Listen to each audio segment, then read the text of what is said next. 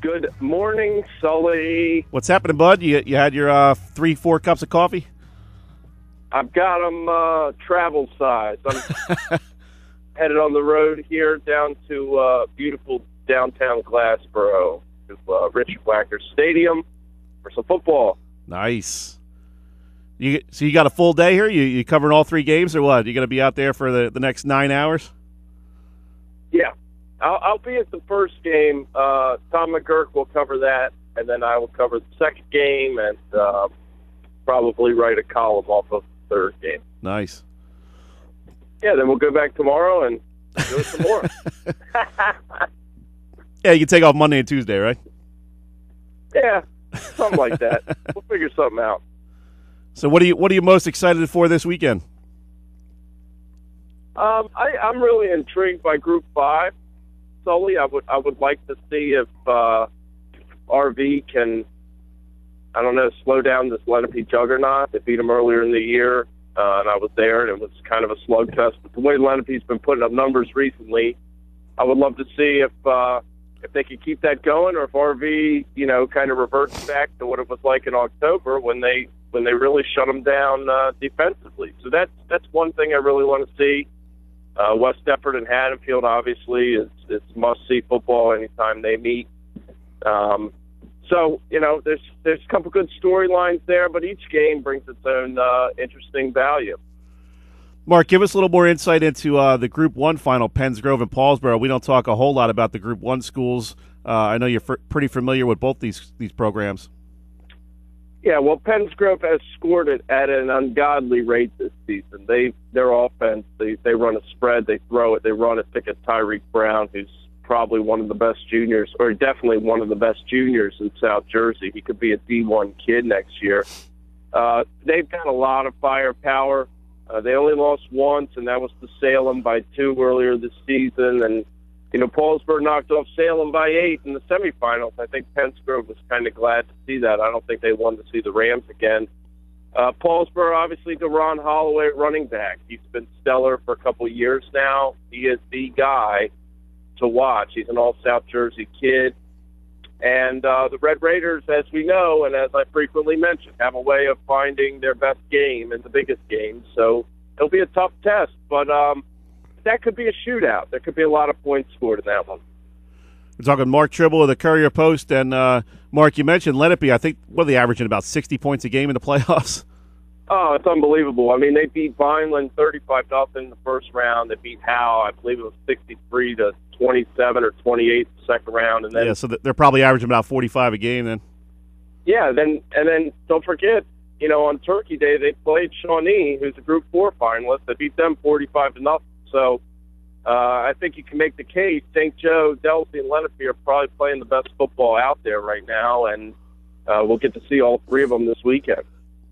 Now, take us back to that game when they played RV early in the season. What did RV do that they were able to stop this team? I mean, this team, nobody's really been able to contain them except for RV. Well, quite simply, RV played Lenape's usual game. They held the ball. Outside of a long drive early in the game that Lenape scored on, they really didn't have that many snaps after that. I think they had 24 snaps after a 16-play drive that culminated in a touchdown, and in which they had to convert a couple fourth downs. So RV really played a physical game in a phone booth. They gave it to Iverson Clemente, the star running back who's going to the University of Florida. They gave it to him 27 times. He broke a touchdown run. That really was the difference. I mean, there was a field goal too, obviously, but they played Lenape's game. They held the ball. They played tough defense. They got off the field on third down, and really Lenape never imposed any type of rhythm. I got to believe it's going to be the same type of thing when you're talking about Clemente. I wouldn't be surprised if they give it to him 30, 35 times this game. He will touch it frequently.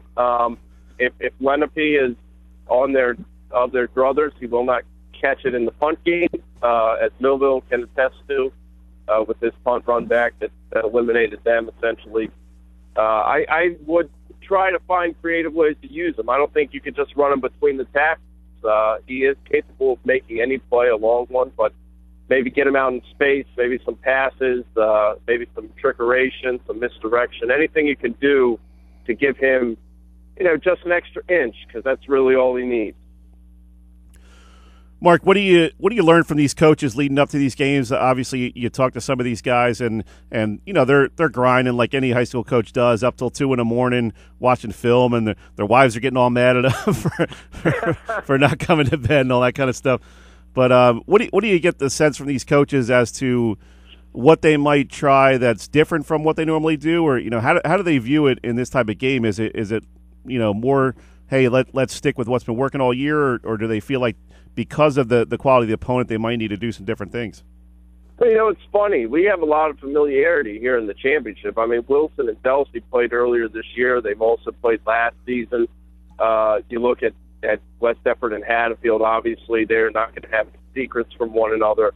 And then RV and Lenape as well. Shawnee and Hamilton also. They played the last couple of years. So I don't think you're going to find anything that they may have a trick play back in the back of their minds in case it were to work out. But I think for the most part, they go back and look at what the other team did the first time and try to find some type of X's and O's scheme to get around that, whatever they lack success in. And some of these players also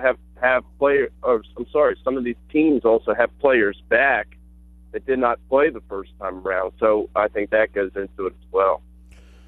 And, Mark, I think one of the great things about championship weekend now, I don't know if it's always been this way, but to have all the games at Rowan University, I know it used to be the non-public Group 2, maybe you had to go to Kane or Rutgers or something like that, but to have them all down there is really a cool thing. You get 3 games each day, and from a fan's perspective, if you're a high school football fan, I mean, you can't ask for much more than this. You got 11, 2:30, and 6 every day for today and tomorrow. Yeah, and it's nice how they kind of put the smaller groups in the middle. I think that's what they've liked to do kind of since the beginning of this, because that way you can get kind of the fans that were there for the first game and the fans who are getting there for the last game. And, a Group 1 school, I remember last year, Paulsboro and Salem, that was, I would say, the most attended game of the weekend, and that was in the middle on Saturday. So it is great. It's kind of like a parfait of football. You can get whatever you want. There's going to be Delsey who runs heavy. There's going to be Wilson who tosses it around a little bit. In the second game, it's going to be electric with all the points that should be going up in that one. So, as a football fan, there's not much more you can ask and be able to sit there and see these teams you've heard about all season. I don't know how often the guys from Pensgrove went to go watch Delsey this season, but they'll get a chance today if they get there early enough. And Mark, how have you dealt with it yourself? Obviously, as a reporter, you have to keep learning from the year before. And do you have a setup now? Do you I need 3 power bars, I need 2 bottles of water, I need a nap in the car at 5 for half an hour. How do you approach this kind of a day where you're out there all day and you're trying to do the best you can for your readers and get all these stories done and really bring it to the people that can't make it out there? Well, my approach, quite simply, Sully, is to take as much coffee as I can, to have some on reserve. The essentials. Make sure you have plenty of pens, plenty of paper, charger for all your stuff, and food really becomes an afterthought. Once you get work and going around, your stomach really isn't paying attention to everything that's going on. It is one of those days that there's a lot going on. I think the ultimate measuring stick is when you look at Atlantic City for wrestling. We're there 3 days from the beginning of the morning until the middle of the night. Right. In whatever's left of Boardwalk Hall. So I don't really. Today will be a nice day. The wrestling thing can really be a grind after 3 days of that. This is kind of not such a challenge. So, do you break out a special hat for championship weekend? You got a special fedora out there, or what? No, it's the same hat as always. Same hat as always. We'll see how it goes. It's you always got to layer up. That's the one thing too. In the middle of December here, or the beginning of December with these football games, you got to layer up, and that usually prevents any type of suit or anything like that. But it's the same hat. It's the hat is well traveled, and Anybody who got it can say they wore that hat. There's no doubt about that. Nice. Good stuff, man. We're up against the end of the show here. Appreciate you taking a few minutes, Mark, and pace yourself out there, man. You got a long couple of days coming up. Hey, you got it, Sully. Thanks as always, brother. All right, thanks, man. Enjoy the weekend out there at Rowan. Yeah, you too. That was Mark Trible of the Courier-Post.